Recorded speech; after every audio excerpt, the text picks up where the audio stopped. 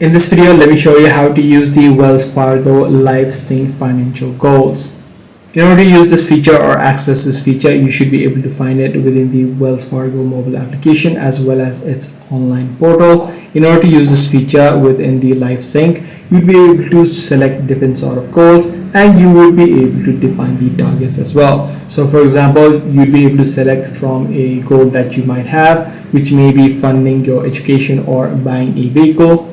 And you need to define the exact target, which means you need to set up the exact dollar amount and the specific timeline or the year you want to achieve this particular goal.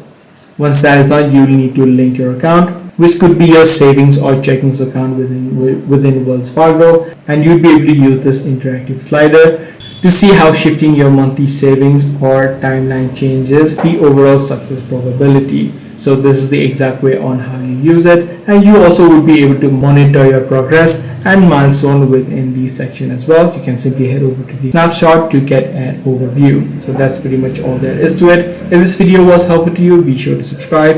I'm going to see you in the next one.